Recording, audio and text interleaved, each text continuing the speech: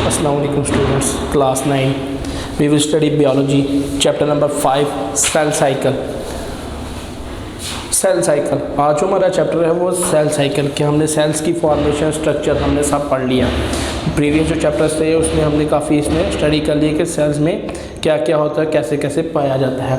आज हम पढ़ेंगे इसकी साइकिल कि सेल कैसे बनते हैं, सेल से नया सेल कैसे बनता है। जैसे ज़िंदगी से एक नई ज़िंदगी के एक इंडिविजुअल्स होते हैं, फिर वो क्या करते हैं, डेवलप होती है एक न्यू इंडिविजुअल बॉडी, क्या करते हैं, उनके बच्चे पैदा होते हैं। ये जो चीज़ें पढ़ते हैं ये हम पढ़ते हैं एक बायोलॉजी की ऐसी ब्रांच में, रिप्रोडक्शन में। रिप्रोडक्शन को होता है प्रोड्यूस न्यू बेबीज़। इसमें कहते हैं डिफरेंट लेवल्स ऑफ ऑर्गेनाइजेशन पढ़ते हैं। लेवल्स ऑफ ऑर्गेनाइजेशन का तो बेसिकली आपको काफ़ी इल्म हो गया होगा। उसके बाद लेवल्स ऑफ ऑर्गेनाइजेशन पढ़ने के बाद हम कैसे क्या इसमें देखते हैं कि जो इंडिविजुअल सेल्स होते हैं या इंडिविजुअल सेल्स क्या करते हैं, प्रोड्यूस करते हैं न्यू सेल्स, और इन न्यू सेल्स को हम ऑफस्प्रिंग्स का नाम देते हैं। न्यू सेल्स को हम ऑफस्प्रिंग्स का नाम देते हैं। हम कहते हैं कि जो सेल्स हैं वो नए सेल्स बनते हैं, सेल ही से नया सेल कि सेल की जो हम बेसिक अगर आपको एक अलग इन्फॉर्मेशन दी जाए तो सेल की जो मियाद होती है वो 11 महीने होती है, 11 मंथ्स। एक सेल जो ज़िंदा रहता है वो 11 मंथ्स तक ज़िंदा रहता है। 11 महीनों के बाद उसकी नई जो डेवलपमेंट होती है, उसके बाद एक नया सेल बनना है। अगर हमें याद हो एक बायोलॉजिस्ट रुडोल्फ विल्चो ने क्या कहा था कि सेल्स रीजनरेट होते हैं, कि नए सेल्स बनते हैं। एक बायोलॉजिकल प्रिंसिपल उसने कहा था all cells come from cells. क्या था all cells come from cells, कि जो सेल्स हैं यानी खुलियाँ हैं वो खुलियों से मिलके बनते हैं। क्यों सी कैसे, रिप्रोडक्शन के जरिए। बेसिक प्रिंसिपल क्या है, सेल्स के अंदर हमने पढ़ा था न्यूक्लियस होता है, न्यूक्लियस के अंदर क्रोमोसोम्स होते हैं। वो क्या करते हैं, नया सेल्स कैसे बनाते हैं, वो एक स्पेसिफिक जगह पे जाके तो नए क्रोमोसोम्स वहाँ बिल्डअप होते हैं। सेल उनको इंस्ट्रक्शंस देता है, न्यूक्लियस के जरिए इंस्ट्रक्शंस मिलती हैं, वहाँ प्रोटीन जाती है तो क्या बनते हैं, नए क्रोमोसोम्स बनते हैं। जब नए क्रोमोसोम्स बनते हैं तो फिर नया न्यूक्लियस बनता है। जब नया न्यूक्लियस बनेगा तो नया सेल बनेगा, नए सेल से नई ऑर्गेनेल्स भी बनेगी, और ये क्या एक होगा, ये सेल साइकिल होगी। चैप्टर का नाम सेल साइकिल क्या है, इसमें क्या पढ़ना हमने, formation of new sales, formation of new sales, कि हमने नए सेल्स की फॉर्मेशन पढ़नी है। क्या आया उनमें, न्यूक्लियस कैसे बना, सेलुलर रिप्रोडक्शन कैसे हुई, सेलुलर डिवीजन कैसे हुई। सेलुलर रिप्रोडक्शन और सेलुलर डिवीजन की बात करते हैं। सेल डिवीजन का मतलब कि क्रोमोसोम्स डिवीजन, कि क्रोमोसोम डिवाइड हुए हैं, सेल डिवाइड हुआ, क्रोमोसोम डिवाइड हुए, न्यूक्लियस भी डिवाइड हुआ है।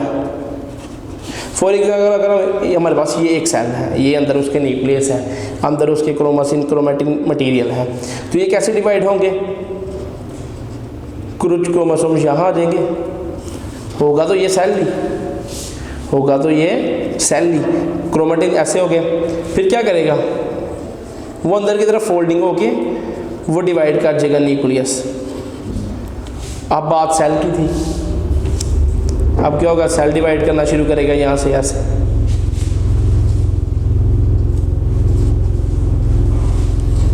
ये थी सेल डिवीजन। ये देख, एक सेल से हमने 2 सेल्स बनाए, ये क्या थी, सेल डिवीजन। अगर हम सेल रिप्रोडक्शन की बात करें,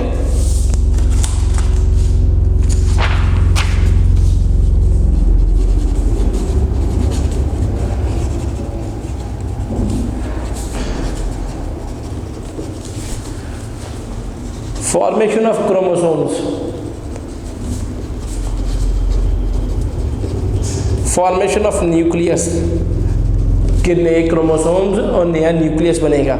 यानी फॉर एग्जांपल ये हमारे पास न्यूक्लियस सेल है, ये क्या करेंगे, ये एक जगह जाके न्यूक्लियस और सेल ये नया बनाएंगे। ये सेल की रीजनरेशन या सेल रिप्रोडक्शन होगी कि आया नया सेल बना है थ्रू द होल लाइफ।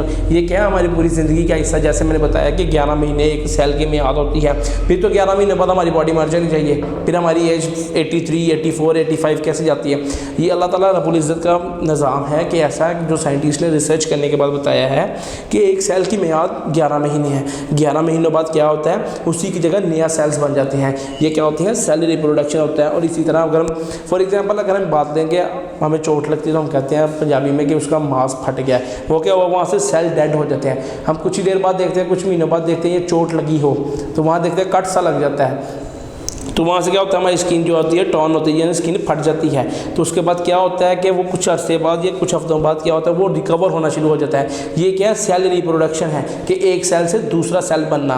क्यों, क्योंकि न्यूक्लियस तो उसका है, सेल का ब्रेन तो है, न्यूक्लियस उसने क्या करना है, इंस्ट्रक्शंस देनी है कि आया प्रोटीन उस तरफ जाके क्रोमोसोम्स की डेवलपमेंट शुरू करे। जब क्रोमोसोम की डेवलपमेंट शुरू होती है न्यूक्लियस बनता है, न्यूक्लियस से नए सेल बनते हैं। इसी तरह नए सेल की रिप्रोडक्शन होती है और ये cycle through out the life यानी पूरी ज़िंदगी चलती रहती है। नेक्स्ट अगर हम बात करें सेल साइकिल में फेजेस कौन से होते हैं, ऐसे कौन सी फेजेस से गुजर कर हमारी सेल साइकिल कंप्लीट होती है। तो अगर हम उसकी बात करें कि एक सीरीज़ होती है, series of events with time,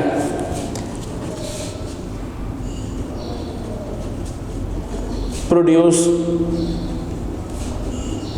it completes mitosis। जी माइटोसिस क्या है, माइटोसिस एक ऐसा फिनोमेना है जिसके ज़रिए क्या होती है, सेल की रिप्रोडक्शन होती है। यानी एक ऐसा short period of cell cycle है। Short period of cell cycle हम इसको इसलिए बोलते हैं क्योंकि इसके ज़रिए क्या होता है, इसमें 4 फेजेस होती हैं, उसमें हमने क्या स्टडी करना होता है, उस फेजेस के ज़रिए क्या होता है हमारा सेल नया बनता है। उस फिनोमिना यानी उस प्रोसेस से गुजर कर हमारा नया सेल बनना है, जैसे हम बेसिक स्टेजेस कह सकते हैं। अगर हम बात करें इंटरफेज़ की, उसमें इंटरफेज़ भी है जब सेल की खुद ब खुद डिवीजन हो जाती है। Interphase, cell division,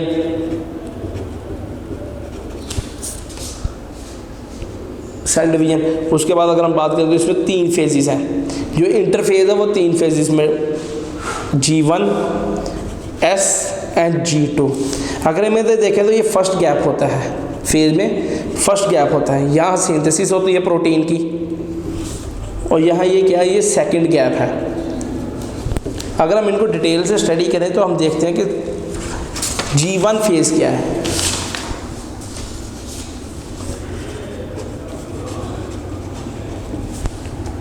G1 phase, जी जब रिप्रोडक्शन शुरू होती है, प्रोडक्शन शुरू हो गई,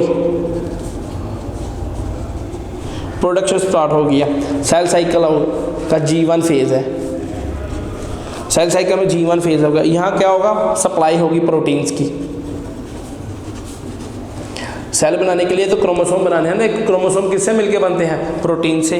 तो फिर क्या करेगा सेल, वहाँ सप्लाई करेगा प्रोटीन को। G1 फेज़ में क्या करेगा, वो प्रोटीन सप्लाई करेगा कि वहाँ जाके क्या है, नंबर ऑफ ऑर्गेनेल्स बने, फिर इंक्रीज ऑफ ऑर्गेनेल्स होगा कि ऑर्गेनेल्स होंगी तो सेल होगा, कि खाली सेल तो ना बना छोड़ना। ऐसे तो ना क्या हम जब घर बनाते हैं तो खाली बाहर से घर बना देते हैं, अंदर छोटे छोटे कंपार्टमेंट्स यानी कमरे बनाते हैं। इसी तरह क्या होता है, बॉडी ऐसे नहीं बनती, वो सेल से मिलकर बनती है। सेल क्या है, कंपार्टमेंट्स हैं एक बॉडी के। उसी लिए ऐसा अगर हम देखें नंबर ऑफ ऑर्गेनेल्स बनेंगे तो ग्रो इन साइज होगा, ग्रो इन साइज होगा तो उसका साइज भी बढ़ेगा। फिर उसके बाद अगर हम देखते हैं तो ये मार्क क्या होती है, सिंथेसिस।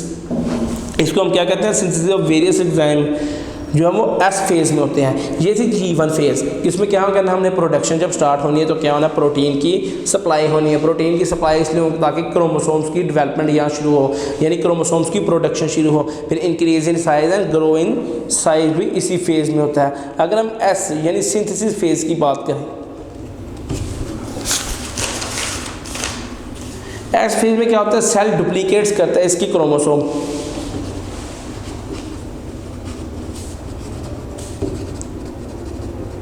क्रोमोसोम क्या कहता है, अपनी ही कॉपी बनाता है। अपनी कॉपी बनाने से साथ क्या करता है, उसको डुप्लीकेट करता है। डुप्लीकेट करने पे क्या होता है, जो 2 सिस्टर क्रोमैटिड्स होती हैं वो एक दूसरे से अलग हो जाती हैं। फॉर एग्जांपल ये हमारे पास क्रोमोसोम है, ये क्रोमोसोम है डबल, क्या होगा, ये इसने अपनी कॉपी बना दी, ये 2 क्रोमोसोम हमारे पास ज़्यादा होगी, ये क्या होगी, इसकी डुप्लीकेशन होगी। अब क्या होगा, यहाँ से सेल की डिवीजन है, यानी क्रोमोसोम की डिवीजन स्टार्ट होगी। इसमें क्या होगा, सिंथेसिस होगी क्रोमोसोम की। एस फेज में क्रोमोसोम की सिंथेसिस हो गई। सिंथेसिस करने के बाद हमारे पास फिर G2 फेज यानी सेकंड गैप आ जाता है। अगर हम सेकंड गैप की बात करें तो G2 फेज में क्या होता है, सेल एंटर करता है डिवीजनल फेज। इसमें पहले प्रिपेयर की जाती है protein for production of spindle fibres.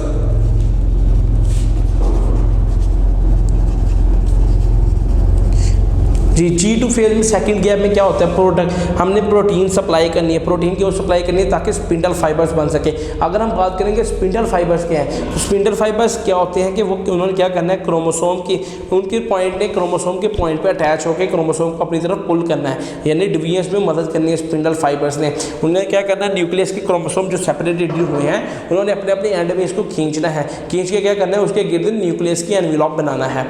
ये थी बात स्पिंडल फाइबर्स की कि स्पिंडल फाइबर्स ने किस तरह अपना फंक्शन परफॉर्म करना है। अगर हम इसी तरह फेज में बात करें तो फिर सेल डिवीजन होती है।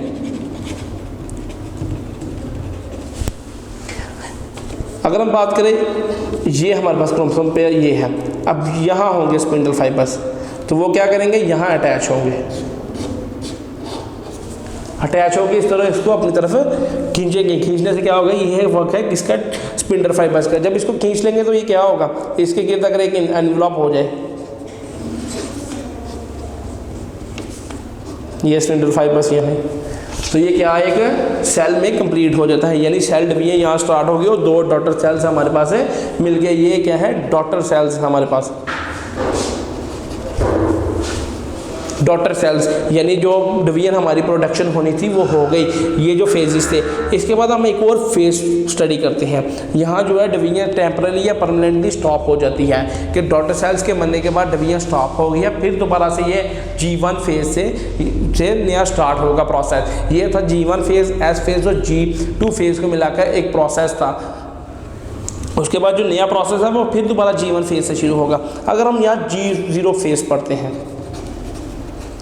ये गो फेज नहीं, ये G0 फेज है। G0 फेज में हम क्या करते हैं कि जब G0 phase from G1 and stop dividing, जब डिवाइजन यूकैरियोट्स में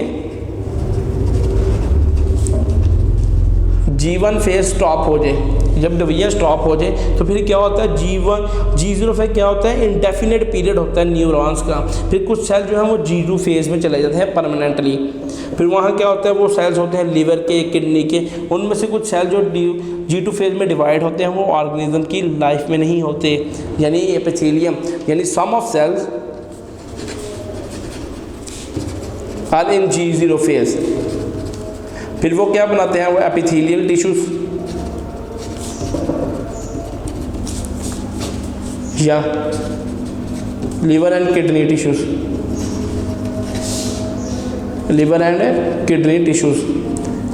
ये क्या होगा, ये डिवीजन में शामिल नहीं होंगे। जो सेल्स वहाँ चले जाएंगे वो डिवीजन में शामिल नहीं होंगे। वो क्या करेंगे, बॉडी का दूसरा कोई पार्ट बना लेंगे, जैसे स्किन बना लेंगे एपिथेलियल टिश्यू से हमारी, या tissues of the liver and kidney बना लेंगे, यानी दूसरी ऑर्गन्स हैं जो हमारे उनकी बाउंड्री कर लेंगे या उनमें चले जाएंगे। ये डिवीजन में शामिल नहीं होंगे।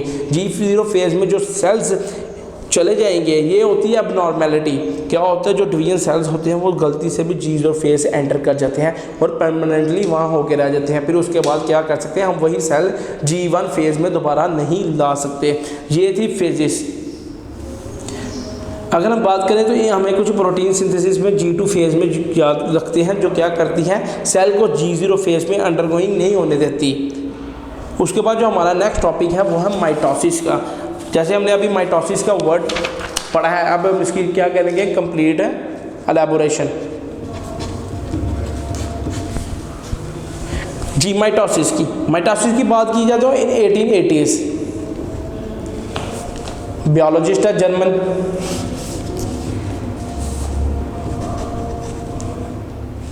वॉल्टर फ्लेमिंग, इसने क्या किया था, इसने माइटोसिस या डिवीजन ऑफ सेल्स को निकाला था। उसने क्या था, न्यूक्लियस क्या करता है, एक प्रोसेस ऑफ चेंजेस में जाता है, प्रोसेस ऑफ चेंजेस में जाता है। उसने सारे प्रोसेस को स्टडी करने के बाद इसको नाम दिया माइटोसिस का। माइटोसिस क्या कहता है, सेल ऑफ डिवीजन है, mitosis, type of cell division,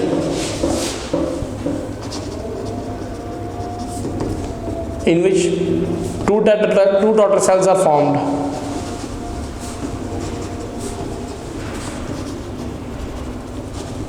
इसमें क्या होता है, एक सेल किस में डिवाइड करता है, दो में, और दो डॉटर सेल्स फॉर्म हो जाती हैं, यानी दो सेल्स बनते हैं किसके साथ, उसने कहा with same number of chromosome.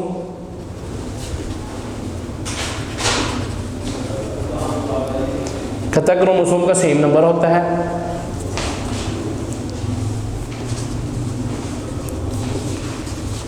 In parent cell and daughter cell, कहता पेरेंट सेल में जितने नंबर ऑफ क्रोमोसोम होंगे उतने number of chromosome daughter cells में होंगे। कहता ये प्रोसेस कैसे कैरी हुआ कि एक सेल ने दूसरा सेल बना लिया है, दो डॉटर सेल्स बनाए हैं, बल्कि एक सेल ने दो डॉटर सेल्स बनाए हैं, लेकिन जो एक नंबर ऑफ क्रोमोसोम है वही दूसरों में भी नंबर ऑफ क्रोमोसोम है, ना कोई इंक्रीजमेंट है और ना ही कोई डिक्रीजमेंट है। फिर हमने बात की थी सोमैटिक सेल्स कि हमारी बॉडी के जो सेल्स हैं वो भी कैसे बनते हैं, वो भी ऐसे ही बनते हैं माइटोसिस के जरिए। क्या होता है, एक सेल क्या करता है, दो सेल्स बनाता है, फिर आगे एक सेल दो सेल्स बनाएगा, इस तरह क्या होगा, ये नेटवर्क ऑफ चेन बनती रहती है।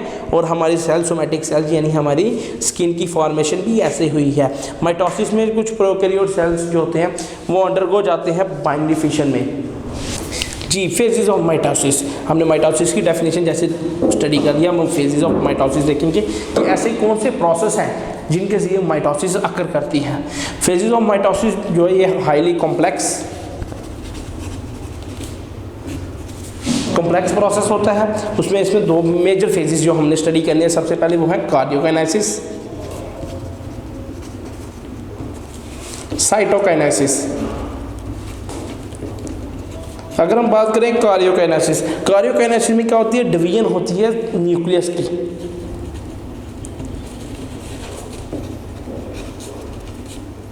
डिवीजन होती है न्यूक्लियस की। न्यूक्लियस की डिवीजन कैसे होनी है, फोर फेजेस के जरिए, prophase, metaphase, anaphase and telophase. इन चार फेजेस की मदद से क्या होगा, कार्डियोकाइनेसिस प्रोसेस अकर होगा। कार्डियोकाइनेसिस फेज में डिवीजन ऑफ न्यूक्लियस होनी है। अगर हम साइटोकाइनेसिस बात करें तो यहाँ division of cytoplasm, division of cytoplasm की डिवीजन होगी तो फर्दर ऑर्गेनेलिज इसमें पाई जाएंगी। जब डिवीजन ऑफ साइटोप्लाज्म ही नहीं होगी तो बाकी ऑर्गेनेलिज कैसे पाई जाएंगी। फिर मुकम्मल सेल कैसे प्रोड्यूस होगा। मुकम्मल सेल प्रोड्यूस होने के लिए क्या चाहिए उनको, nucleus and organelles. Nucleus is divided in karyokinesis and the further division of cytoplasm is occurred in cytokinesis. Now we will study the first phase of karyokinesis is prophase. Prophase, अगर हम बात करें न्यूक्लियस की, nucleus में क्या है, genetic material है। Genetic material, chromosomes,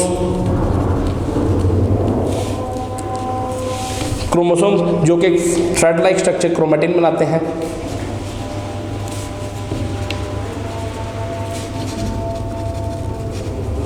thread like structure chromatin.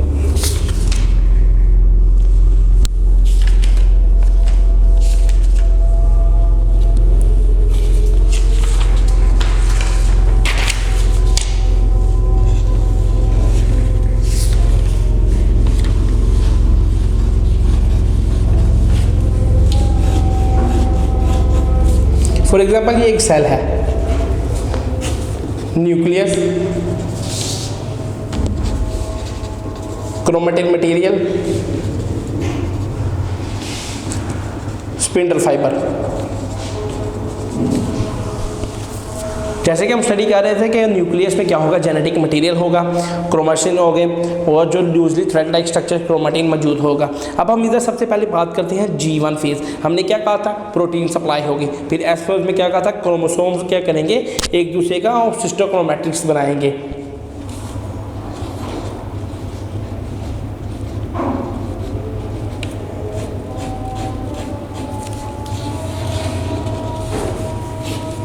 ये देखें, क्रोमोसोम की डुप्लीकेशन शुरू होगी। क्रोमोसोम की डुप्लीकेशन किसमें, एस फेज में, सिंथेसिस ऑफ क्रोमोसोम। क्रोमोसोम से क्या बनाया, अपने सिस्टर क्रोमैटिक्स बनाए। उसके बाद काइनेटोकोर ने क्या करना है, प्रोटीन से एक फाइबर्स बनेंगे। ये हमारा काइनेटोकोर है, उससे क्या होगा, फिर फाइबर्स यानी स्पिंडल फाइबर्स बनेंगे। स्पिंडल फाइबर्स की फॉर्मेशन में क्या होगा कि ये न्यूक्लियर एनवेलप डिसअपीयर हो जाएगा।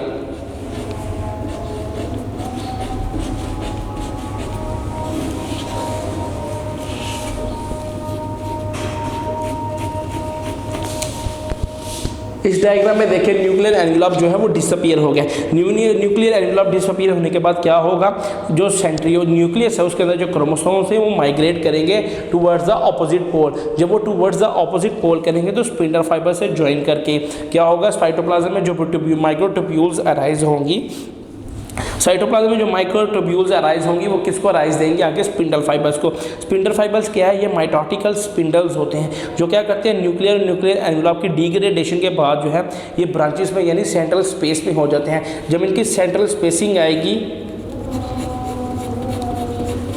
ये दोनों पोल्स की तरफ होंगे, फिर उसके बाद ये क्या करेंगे, इनका ये क्या होगा, क्रोमोसोम का काइनेटोकोर, इस पॉइंट को काइनेटोकोर बोलते हैं। और ये स्पिंडल फाइबर्स के आगे भी काइनेटोकोर्स ही होंगे।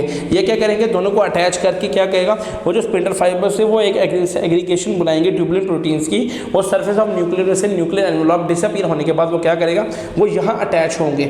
यहाँ अटैच होने के बाद वो क्या करेगा, इसकी पुलिंग करेगा, यानी जो सिस्टर क्रोमैटिड्स हैं उनको अपनी अपनी तरफ पुल करेगा। ये था हमारा प्रोफेज में कौन कौन से प्रोसेस या कौन कौन से जो चेंजेस हैं वो उसमें सेल में आएंगी। अगर हम नेक्स्ट जो प्रोसेस है वो स्टडी करते हैं,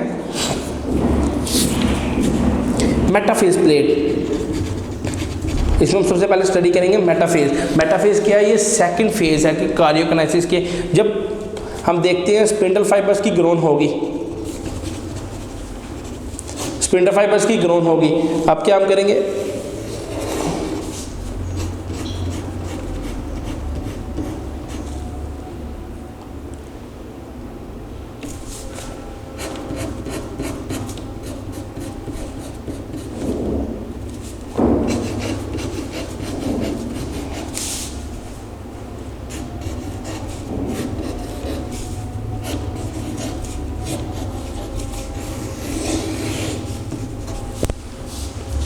इस मेटाफेज में क्या होगा, काइनेटोकोर्स के जो स्पिंडल फाइबर्स के काइनेटोकोर्स हैं और क्रोमोसोम्स के काइनेटोकोर वो आपस में एक दूसरे को अटैच करेंगे। जब वो एक दूसरे को अटैच करेंगे वो इनको अपोजिट पोल्स की तरफ अट्रैक्ट करेंगे, यानी इनको अपनी तरफ खींचेंगे। जैसे हम किसी चीज़ पर रस्सी बांध कर उसको क्या करते हैं, अपनी तरफ खींचते हैं। इसी तरह ये क्या होगा, जो काइनेटोकोर के फाइबर्स हैं वो स्पिंडल फाइबर्स है, kinetochore of fibres and kinetochore of chromosome are attracted towards each pair and they are always collected at a metaphase plate. यानी वे एक प्लेट में, एक प्लेट की शक्ल में आ जाएंगे, ये एक सीधी लेंथ में आ जाएंगे।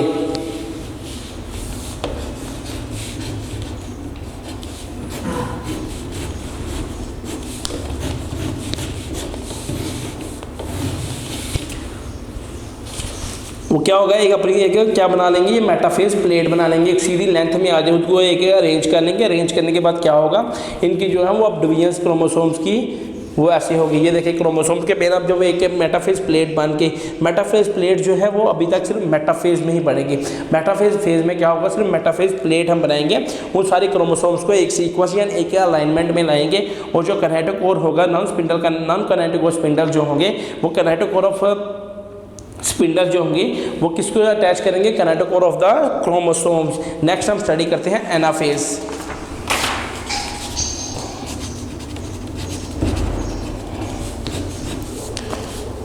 जी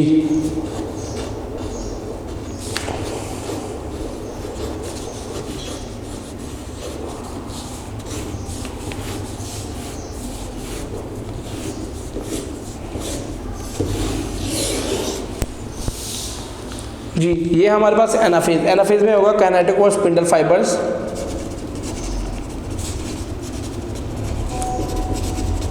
अट्रैक्ट करेंगे क्रोमोसोम को, काइनेटोकोर स्पिंडल फाइबर्स अट्रैक्ट करेंगे स्पोर्स को, और पुलिंग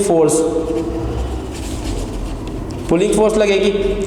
क्रोमैटिड्स जो है सिस्टर वो सेपरेट हो जाएंगे, sister chromatids are separated, pulled towards opposite pole, opposite pole की तरफ आ जाएंगे। ये था हमारा एनाफेज। क्या होगा, काइनेटिक और स्पिंडल फाइबर जो हम कनेक्ट करेंगे काइनेटोकोर ऑफ क्रोमोसोम्स के, फिर वो क्या करेंगे, इसको ओरिजिनेट करेंगे सेंट्रोसोम से, और जो क्रोमोसोम्स डबल सिस्टर क्रोमैटिड है वो सिंगल सिस्टर क्रोमैटिड है, यानी अलग-अलग होने जाने के बाद अलग-अलग होने जाने के बाद क्या करेंगे, वो अपने अपने रिस्पेक्टिव पोल्स की तरफ अट्रैक्ट होंगे। रिस्पेक्टिव पोल्स की तरफ अट्रैक्ट होने के बाद क्या होगी, उनकी आइडेंटिकल कॉपीज बन जाएगी, वो इनकी आइडेंटिकल कॉपीज होंगी। यानी एक साइड पर अगर हम देखें तो क्रोमैटोकोर स्पिंडल्स एंड क्रोमोसोम्स दोनों प्रेजेंट है, अगर दूसरी साइड पे देखें तो क्रोमोसोम्स के सिस्टर क्रोमैटिड्स और स्पिंडल फाइबर्स दोनों पैदा है। नेक्स्ट अगर हम स्टडी करें इसकी लास्ट जो फेज है वो टीलोफेज। जी टीलोफेज में क्या हुई है, reversal of prophase. Reversal of prophase, reversal of prophase में हम क्या स्टडी करेंगे, ये प्रोफेज का जो क्या है वो रिवर्स है। जैसे हम प्रोफेज में सबसे बात की कि न्यूक्लियर एनवेलप जो है वो ब्रोक्ड हो जाएगा, उसके बाद जो सिस्टर क्रोमैटिड्स हैं वो क्या हो गए, जो क्रोमैटिन मटेरियल वो कंडेंस हो जाएगा, थ्रेड लाइक स्ट्रक्चर्स में हो जाएगा। इसी तरह जो टीलोफेज है उसमें क्या होगा, वो जो न्यूक्लियर एनवेलप है वो दोबारा बन जाएगा और इसके अंदर जो क्या है न्यूक्लियर डिवीजन कंप्लीट हो जाएगी। जो क्रोमोसोम थे वो सेपरेट हुए हैं, वो सेट्स क्रोमोसोम के बन जाएंगे। वो क्या होगा, sets of chromosomes, nuclear envelope developed, nuclear envelope development होगी, न्यूक्लियर डिवीजन कंप्लीटेड।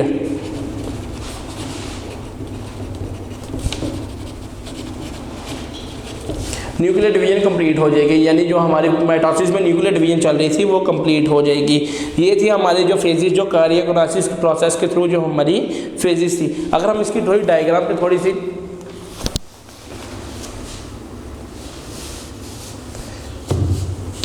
जी, सबसे पहले हमने बात की थी प्रोफेज की। प्रोफेज में हमने क्या कहा था, क्रोमैटिन कंडेंस, सेंट्रोसोम्स रेप्लिकेट्स। उसके बाद हमने क्या कहा था, न्यूक्लियर जो क्रोमैटिन मटेरियल है वो कंडेंस हो जाएगा और थ्रेड लाइक स्पिंडल फॉर्मेशन शुरू होगी। स्पिंडल फॉर्मेशन शुरू होने के बाद क्या होगा, न्यूक्लियर एनवेलप ब्रेक होगा। ये प्रोफेज ही फिलहाल चल रही है, न्यूक्लियर एनवेलप ब्रेक होगा। ये 3 फेजेस थी उसमें। उसके बाद क्या होगा, मेटाफेज। मेटाफेज में क्या होगा, ये अलाइनमेंट होगी क्रोमोसोम्स की। ये देखिए क्रोमोसोम्स की अलाइनमेंट होगी। Non kinetochore spindle fibres and kinetochore spindle fibres are joint with the kinetochore of chromosomes. Then in anaphase the sister chromatids are pulled towards the opposite poles. क्या कहा हमने, जो sister chromatids है वो kinetochore के जरिए क्या करेंगे, पुल कर लेंगे। Then in telophase the nuclear envelope is rebuilt and regenerated। कि न्यूक्लियर एनवेलप के क्या होगा, वो जो रीजनरेशन दोबारा हो जाएगी। रीजनरेशन होने के बाद क्या है, दोनों डॉटर सेल्स कंप्लीट हो जाएंगे, यानी माइटोसिस का जो प्रोसेस है वो कंप्लीट हो जाएगा। माइटोसिस का प्रोसेस कार्डियोकाइनेसिस यानी न्यूक्लियर ऑफ डिवीजन जो है वो यहाँ कंप्लीट होती है। उसके बाद हम जो बात करेंगे वो हमारे सेकंड बी पार्ट था हमारे पास साइटोकाइनेसिस। साइटोकाइनेसिस यानी division of cytoplasm. Division of cytoplasm में हमने सबसे पहले एनिमल सेल्स की बात की तो साइटोकाइनेसिस का प्रोसेस जो है वो एक क्लीवेज के थ्रू होता है। क्लीवेज में क्या होता है, क्लीवेज फरो डेवलप होती है, वो डिवीजन पिंच करती है।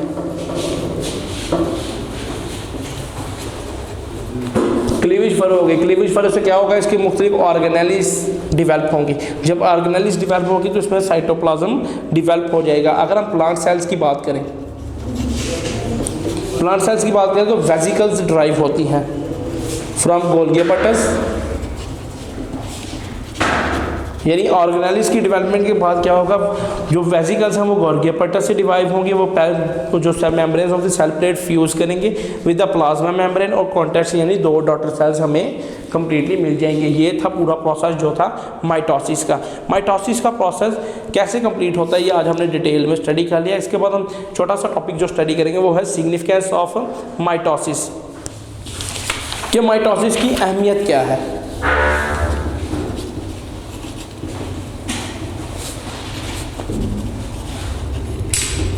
सिग्निफिकेंस ऑफ माइटोसिस, अगर हमने कहा कि इसमें हमने सिग्निफिकेंस में क्या स्टडी करेंगे, सबसे पहले importance and maintenance of chromosomal set. कि आया हमने देखना है कि पेरेंट्स में अगर जितने 46 नंबर ऑफ क्रोमोसोम्स मौजूद हैं तो ऑफस्प्रिंग में भी 46 ही हों। कोई डिसऑर्डर ना आए, कोई अबनॉर्मलिटी ना आए। तो ये हमने स्टडी किस में करेंगे, सिग्निफिकेंस ऑफ माइटोसिस में। अगर कोई ऑर्डर रिसीव होता है तो वो क्या होगा, equal number of chromosome parent में और ऑफस्प्रिंग में नहीं आएगा तो वो क्या होगा, मेंटल अबनॉर्मलिटी उसकी हो सकती है। सिग्निफिकेंस में हम सबसे पहले स्टडी करते हैं डेवलपमेंट एंड ग्रोथ, कि डेवलपमेंट और ग्रोथ कैसी हो सकती है, एक नंबर ऑफ सेल्स जो है वो कैसे हो सकती है, कि एक सेल से इतने सेल कैसे, कहता है नंबर ऑफ सेल जो ऑर्गेनेलिस में,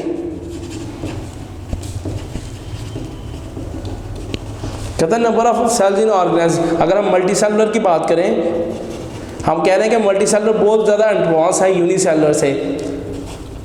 हम ये बात तो कह सकते हैं यूनिसेलुलर सिंगल सेलुलर है, मल्टी सेलुलर में ज़्यादा सेल हैं। तो मल्टी सेलुलर के सेल इतने सेल कहाँ से आए, वो भी सिंगल सेल से ही आए हैं।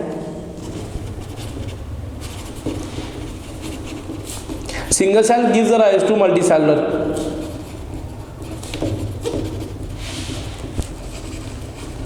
Single cell gives rise to multicellular, यानी एक छोटे सेल ने क्या किया, ग्रोथ हुई, डिवीजन स्टार्ट होने के बाद क्या होगा, वही सेल क्या होगा, लाखों गिनती अनगिनत की तादाद में चलेगी, लेकिन किस पे बेस करती है, एक छोटे से सिंगल सेल पे। यानी unicellular is the base of multi cellular organisms. अगर हम बात करें कि एक न्यूली बॉर्न बेबी कैसा होता है, कि वो, अगर हम डेवलपमेंट की बात करें तो ये कॉमन सी एग्जांपल है, यानी ये एक सेल था, ये दोनों सेल्स की डिवीजन हुई, एक सेल से ये जाइगोट है, जाइगोट की फर्टर डिवीजन है, फर्टिलाइजेशन होनी है, फर्टिलाइजेशन होने के बाद क्या है, उसमें सेल्स की डिवीजन होनी है, डिवीजन होने के बाद क्या है, एक मुकम्मल बॉडी बन जाएगी। ये डिवीजन का जो प्रोसेस है ये किसके ज़रिए हुआ, माइटोसिस की, और ये किसकी सिग्निफिकेंस है, माइटोसिस की। माइटोसिस की नेक्स्ट सिग्निफिकेंस हम सेल रिप्लेसमेंट, जी सेल रिप्लेसमेंट। रिप्लेसमेंट का मतलब होता है बदलाव, एक चीज़ को दूसरी चीज़ के साथ बदलना। अगर हम करें सेल रिप्लेसमेंट तो हमने देखा होगा कि हमारे जो स्किन एंड डाइजेस्टिव ट्रैक्ट, उसके जो सेल्स हैं वो रिप्लेस किए जा सकते हैं और रिप्लेस भी होते हैं। स्किन की बात की, जैसे मैंने आपको कॉमन सी एग्जांपल दी थी, अगर हमें खुदा न खास्ता कोई कट वगैरह लग जाए तो हमारी स्किन क्या होती है, वहाँ से कट जाती हैं और हमारे जो सेल्स हैं वहाँ से डेड हो जाते हैं। तो फिर वो जो इतना सुराख होता है या वो इतनी जो जगह उसने सेल्स की डेड हुई होती है वो कैसे रीजनरेट होती है या रिप्लेस्ड होती है नए वन से, वो क्या होता है, सेल की माइटोटिक डिवीजन होती है। माइटोसिस की डिवीजन को हम माइटोटिक डिवीजन भी बोल सकते हैं। उस माइटोटिक डिवीजन के ज़रिए क्या होता है, वो सेल की रिप्लेसमेंट शुरू हो जाती है और उसी रिप्लेसमेंट से नए सेल्स बनते हैं, उन्हीं की नई कॉपीज़ बनती हैं। जैसे कि हमारे पास एक पेज हो नोट्स का तो हम उससे क्या कर सकते हैं, फोटोकॉपी मशीन में 100 कॉपीज़ बना सकते हैं। इसी तरह न्यूक्लियस क्या है, उसके पास क्रोमोसोम है और क्रोमोसोम अपनी हज़ारों अनगिनत कॉपीज़ बना सकता है। इसके लिए हम क्या कह सकते हैं कि जितनी मर्जी ज़्यादा सेल्स की डेड होने से उतनी सेल्स दोबारा रीजनरेट यानी रिप्लेस हो सकते हैं। इसमें कॉमन सी एग्जांपल अगर हम स्टारफिश की लें,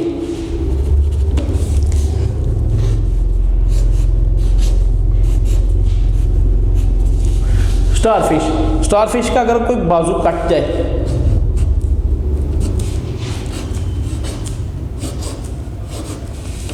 स्टारफिश का अगर कोई बाजू कट जाए तो उसमें हम क्या देखते हैं कि उसका बाजू कुछ अर्से बाद दोबारा रिप्लेस हो गया या रीजनरेट हो गया है। वो कैसे रीजनरेट हो गया, क्योंकि माइटोसिस के ज़रिए। उसमें कौन सी बोन है स्टारफिश में, जो यानी कि हड्डी टूटने के बाद हड्डी तो ना दोबारा बन सकती, लेकिन मांस यानी सेल्स टूटने के बाद दोबारा सेल्स बन सकते हैं। ये किसकी एग्जांपल थी, सेल रिप्लेसमेंट की। सेल रिप्लेसमेंट सिर्फ स्टारफिश में हो रही है। ह्यूमन बॉडीज़ की अगर कोई बाजू टूट जाए तो बाजू रिप्लेस यानी नहीं हो सकता। हम ये नहीं कह सकते कि ये वाली हड्डी को निकाल दो, इसकी जगह नई हड्डी आ जाएगी। हम ये कह सकते हैं कि स्किन दोबारा आ सकती है लेकिन हड्डी दोबारा नहीं आ सकती। इसी तरह अगर हम बात करें रेड ब्लड सेल्स की,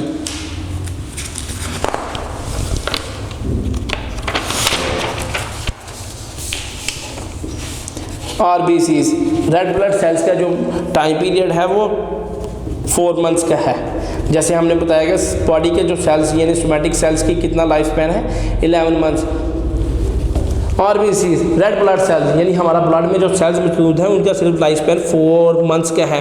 4 मंथ्स के क्या है, वो भी माइटोसिस के ज़रिए ही फॉर्म होते हैं, माइटोसिस के ज़रिए ही उनकी डोनेशन होती है। अगर हम कहेंगे ब्लड जो है उसके 4 महीने है सर, इसलिए कहते हैं कि ज़्यादा से ज़्यादा ब्लड डोनेट करना चाहिए, क्योंकि ब्लड डोनेशन की वजह से ही न्यू ब्लड सेल्स फॉर्म होते हैं। नेक्स्ट जो हम इसमें स्टडी करेंगे वो रीजनरेशन। रीजनरेशन कहता है some of the parts are regeneration. Some of parts are regenerated. जैसे कि हमने बात की अभी स्टारफिश की, स्टारफिश में क्या, अगर उसका एक बाजू टूट जाए तो उससे क्या हो जाएगा, बाजू कट जाए तो उससे क्या होगा, उसका बाजू यानी वो स्टार का रीजनरेट हो सकता है, उसकी लॉस्ट आर्म रीजनरेट हो सकती है। कैसे, माइटोसिस की सेल डिवीजन से ही। अगर हम इसमें सेक्सुअल रिप्रोडक्शन स्टडी करें तो सेक्सुअल रिप्रोडक्शन में भी हम कहते हैं कि सम ऑर्गेनिज्म जो प्रोड्यूस करते हैं जेनेटिकली ऑफस्प्रिंग्स, माइटोसिस एक ए सेक्सुअल रिप्रोडक्शन है। माइटोसिस किसकी एग्जांपल है, एक ए सेक्सुअल की। ए सेक्सुअल रिप्रोडक्शन में क्या होता है, ओनली सिंगल पेरेंट,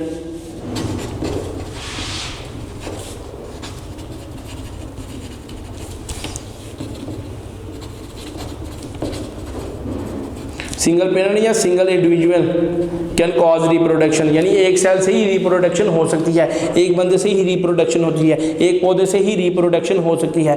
ये माइटोसिस सिंपली डिपेंड करता है 1n पे, यानी एक नंबर ऑफ क्रोमोसोम्स पे।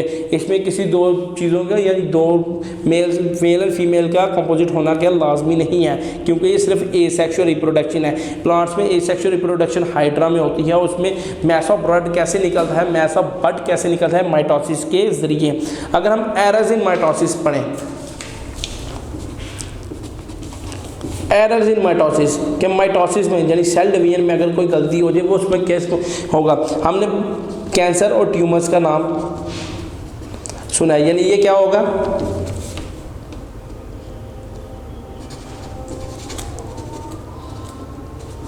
नंबर ऑफ सेल प्रोडक्शन, यानी कैंसर या ट्यूमर बॉडी में कैसे फैलता है, या एक जगह में माइटोसिस का जो फंक्शन है, माइटोसिस फेज जो है वो अब नॉर्मल हो जाती है, यानी नंबर ऑफ सेल्स प्रोड्यूस हो जाते हैं। अगर हमें 50 सेल्स की ज़रूरत है तो 50 की जगह 60 या 75 सेल्स प्रोड्यूस होते हैं। जब एक जगह ग्रुप ऑफ सेल्स प्रोड्यूस हो तो वो क्या अकर करती है, म्यूटेशंस, वहाँ जीन्स में क्या होगा, म्यूटेशंस आएगा, और अब नॉर्मल ग्रोथ ऑफ सेल्स को हम ट्यूमर्स बोलते हैं। अब नॉर्मल ग्रोथ जिस जगह पे होगी, जिस लोकेशन पे होगी, वहाँ हम उसको नाम देंगे बिनिन ट्यूमर्स।